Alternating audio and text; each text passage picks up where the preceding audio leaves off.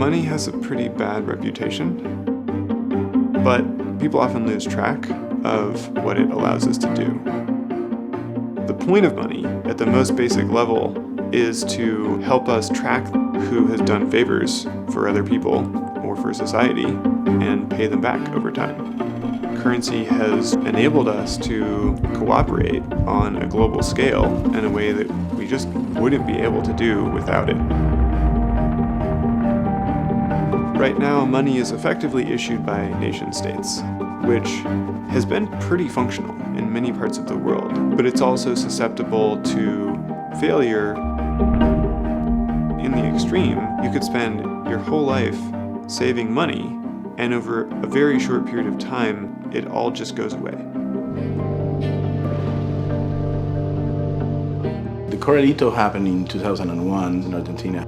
The government decision was to confiscate everybody's funds and then devaluate the assets to 1/4 of the value. It was devastating. Emerging markets go through periods of cyclicality where there is a tremendous amount of inflation. Keeping money under a mattress or whatever it may be, that's never going to go away. How do you address that? I got excited about Bitcoin in 2011 because it looked like a way to track the ledger of favors that didn't depend on any functional government or banking institution. But anything that's as volatile as Bitcoin can't really be used as money. Nobody wants to put their savings in a currency that could be worth half as much in a few months. The challenge of designing an automated exchange rate peg, which is what a stable cryptocurrency will rely on at the beginning, is very difficult. And in the price-stable cryptocurrency field, there's been a huge rush amongst many teams to ship a product as quickly as possible. The problem with that is that if an exchange rate peg breaks, that's really bad for all the users of that currency. Over the past 6 years, we've been building a multidisciplinary team of people who are really well suited to attack ambitious and complicated problems just like this.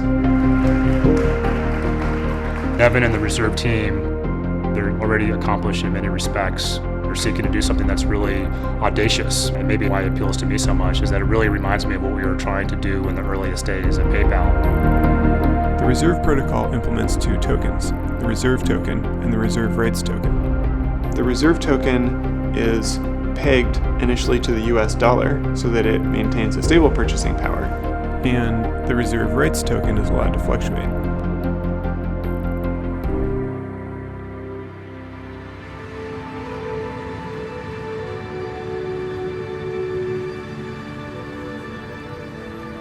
Something that excites us at Reserve is opening up a financial system and giving access to a lot of people who didn't have it before. And we keep looking at M-Pesa in Kenya as an example of the amount of transformation that can happen when you do that. M-Pesa is a mobile payments and savings service that was introduced about 15 years ago, and by now something like 20 million people use it, and it's lifted 200,000 households out of poverty.